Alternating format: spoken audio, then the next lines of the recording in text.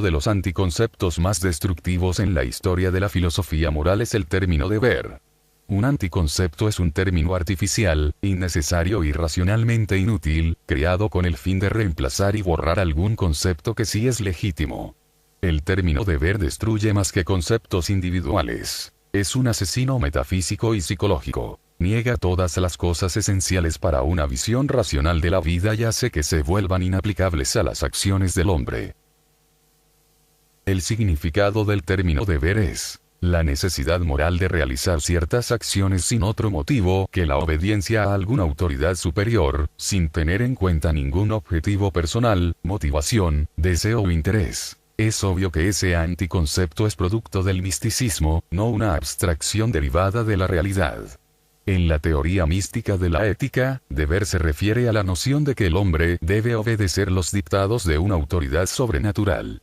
A pesar de que el anticoncepto se ha secularizado, y que la autoridad de la voluntad de Dios se atribuye hoy a entidades terrenales como padres de familia, país, Estado, humanidad, etc., su supuesta supremacía sigue descansando en un edicto místico. ¿Quién demonios puede tener el derecho a exigir ese tipo de sumisión u obediencia? Esa es la forma correcta de hacer la pregunta, ¿y a quién? Porque nada ni nadie puede tener tal derecho o exigencia aquí en la tierra. El archidefensor del deber es Immanuel Kant. Él fue mucho más allá que otros teóricos, tan lejos que estos parecen inocentemente benevolentes en comparación. El deber, Kant afirma, es la única norma de virtud, pero la virtud no es su propia recompensa. Si hay una recompensa de por medio, deja de ser virtud. La única motivación moral, afirma, es la dedicación al deber por el propio deber. Solo una acción motivada exclusivamente por esa dedicación es una acción moral. Si uno aceptase eso, el anticoncepto de deber destruye el concepto de realidad. Hay un poder inexplicable y sobrenatural que tiene prioridad sobre los hechos y dicta las acciones de uno, independientemente del contexto o de las consecuencias. El deber destruye la razón. Sustituye el conocimiento y el juicio de uno, haciendo que el proceso de pensar y de juzgar sea irrelevante para sus acciones. El deber destruye los valores. Exige que uno traicione o sacrifique sus valores más altos en aras de un mandato inexplicable, y convierte a los valores en una amenaza para el valor moral de uno, puesto que la experiencia del placer o del deseo pone en duda la pureza moral de los propios motivos. El deber destruye el amor. ¿Quién podría querer ser amado, no por inclinación, sino por deber? El deber destruye la autoestima. No permite que haya un yo que pueda ser estimado. Si uno acepta esa pesadilla en nombre de la moralidad, la ironía infernal es que el deber destruye la moralidad. Una teoría deontológica, centrada en el deber, de la ética relega los principios morales a una lista de deberes prescritos, dejando al resto de la vida del hombre sin ninguna guía moral, desgajando la moralidad de cualquier aplicación a problemas reales y a las cosas importantes de la existencia del hombre. Asuntos tales como trabajo, carrera, ambición, amor, amistad, placer, felicidad, valores, en la medida en que no sean perseguidos como deberes, son considerados por estas teorías como amorales, o sea, fuera del ámbito de la moralidad. Si es así, ¿con qué criterio va un hombre a tomar sus decisiones cotidianas, o a encauzar el curso de su vida? En una teoría deontológica, todos los deseos personales son desterrados del reino de la moralidad. Un deseo personal no tiene ningún significado moral, sea el deseo de crear o el deseo de matar. Por ejemplo, si un hombre no está sustentando su vida por deber, tal moralidad no distingue en absoluto entre sustentarla con un trabajo honesto, o robando. Si un hombre quiere ser honesto, no merece ningún crédito moral. Como diría Kant, esa honestidad es loable, pero no tiene relevancia moral. Solo un malvado represor, alguien que siente un profundo deseo de mentir, de engañar y robar, pero que se obliga a actuar con honestidad en aras del deber, él es quien recibirá un reconocimiento de su valor moral por parte de Kant y sus secuaces. Ese es el tipo de teoría que le da mala fama a la moralidad. En la realidad y en la ética objetivista, no existe tal cosa como deber.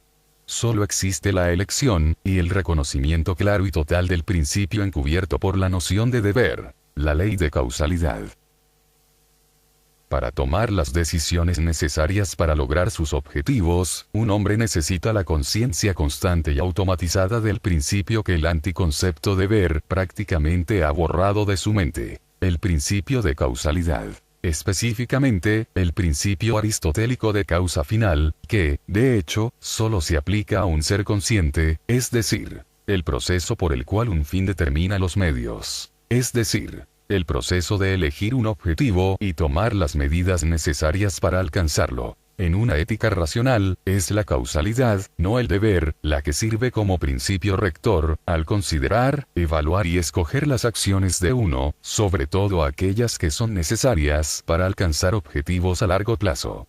Siguiendo este principio, un hombre no actúa sin saber el objetivo de su acción. Al elegir un objetivo, él considera los medios necesarios para alcanzarlo, sopesa el valor del objetivo contra las dificultades de los medios, y contra el contexto total y jerárquico de todos sus otros valores y objetivos. Él no exige lo imposible de sí mismo, y no decide con demasiada facilidad qué cosas son imposibles. Él nunca ignora el contexto del conocimiento del que dispone, y nunca evade la realidad, dándose cuenta plenamente de que su objetivo no le será concedido por ningún otro poder que no sea su propia acción, y que, si evadiera, no estaría engañando a ninguna autoridad kantiana, sino a sí mismo. Un kantiano, o incluso un semikantiano, no puede permitirse valorar nada profundamente, puesto que un inexplicable deber puede exigirle el sacrificio de sus valores en cualquier momento, destruyendo cualquier plan o esfuerzo a largo plazo que haya podido emprender para lograrlos. La noción de deber es intrínsecamente anticausal. En su origen, un deber desafía el principio de causa eficiente, puesto que no tiene causa, es sobrenatural. En su efecto, desafía el principio de causa final, puesto que ha de ser realizado sin que importen las consecuencias. El aceptar con plena responsabilidad las propias decisiones y acciones, y sus consecuencias, es una disciplina moral tan implacable que muchos hombres intentan escapar de ella rindiéndose a lo que creen que es un refugio fácil, automático e irreflexivo: la moralidad del deber. Luego aprenden, aunque a veces es demasiado tarde. El discípulo de la causalidad encara una vida sin cadenas inexplicables, responsabilidades no contraídas, exigencias imposibles, o amenazas sobrenaturales. Su actitud metafísica y el principio moral que le guía están resumidos en un antiguo refrán español. Dios dijo: toma lo que quieres y págalo. Pero saber lo que uno quiere, su significado y su costo requiere la más alta de las virtudes humanas: la racionalidad.